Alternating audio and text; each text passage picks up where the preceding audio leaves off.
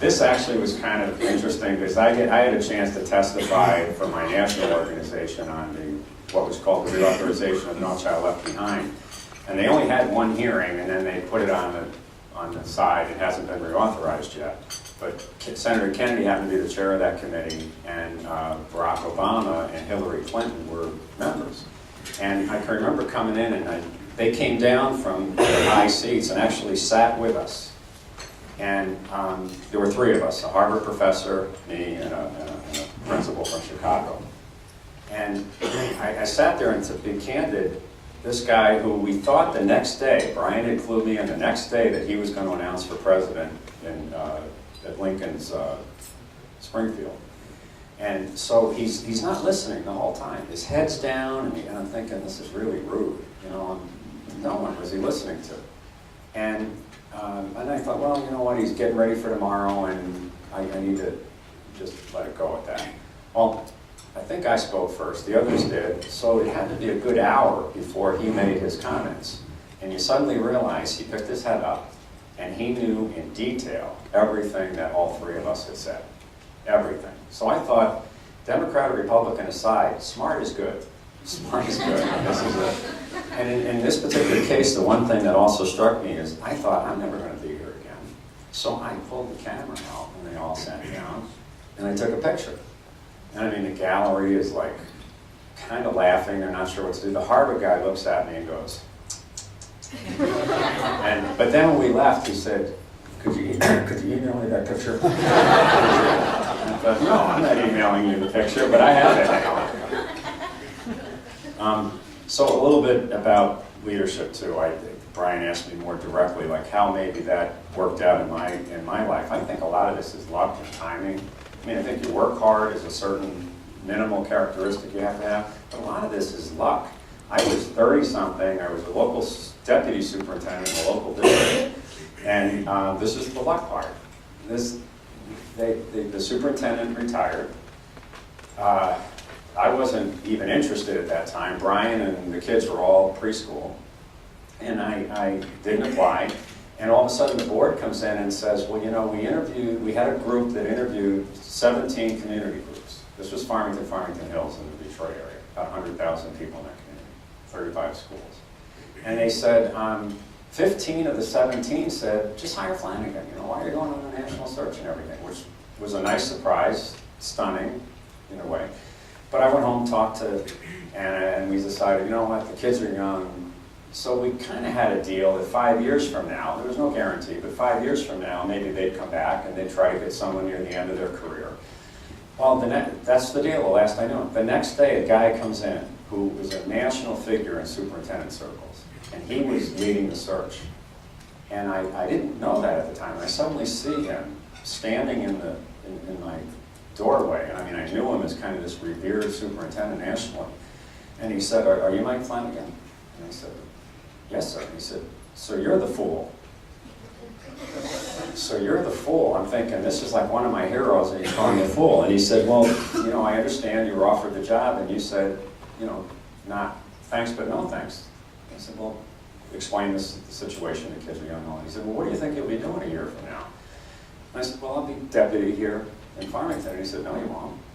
And I said, well, why not? And he said, well, once a new person finds out that there was that much interest in you, trust me, you'll be driven out. It's just a matter of time. And I'd like to think that's not true. I'd like to think human nature is such that that wouldn't be. But the more I thought about it, I wasn't going to take the chance. So we ended up taking the job, and that's the part that's luck. And I'll tell you, I stumbled. For 3 years, I think I made a lot of mistakes. This was a big district. We were one of the top 10 in size in the state. And I thank that board to this day because they came close to firing me probably a year or two.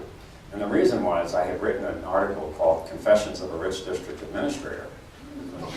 And it was only meant to be like in the superintendent journal. Well, it got out. And I come in, and Betty Weisenberg was my, quote, secretary in those days. And Betty would have been superintendent had she had the opportunity to go to college. She was maybe 30 years older than me. She was very smart, very good.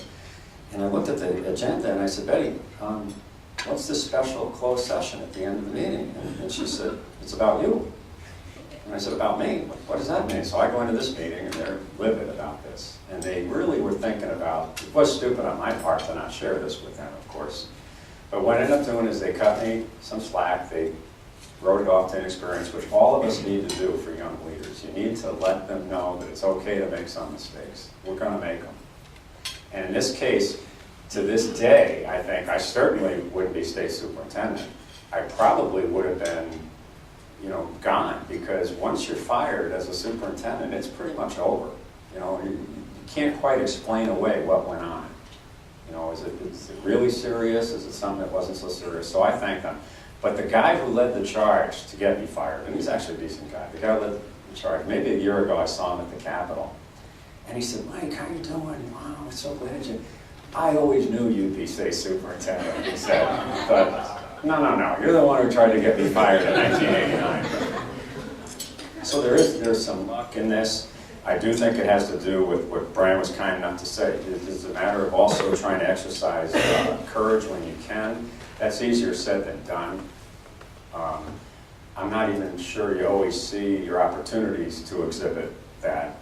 But I wanted to show you, the other thing I think you need to do is you need to be in a spot where you can not take yourself too seriously if you really want to be a leader.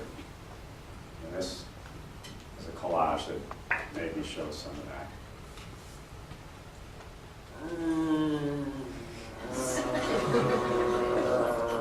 The coffee. Oh, speaking of transformation, I don't know if I like this look here. I'm thinking if I took this down further. Just in front of 2,000 people. That was the only kind of dark hair I had was in the middle here, and it's gone now. Maybe here. I'll clean this up later. I'm not gonna. Well, the reason I'm doing this again is to burn in your brain a message that I look like Grover Cleveland or something.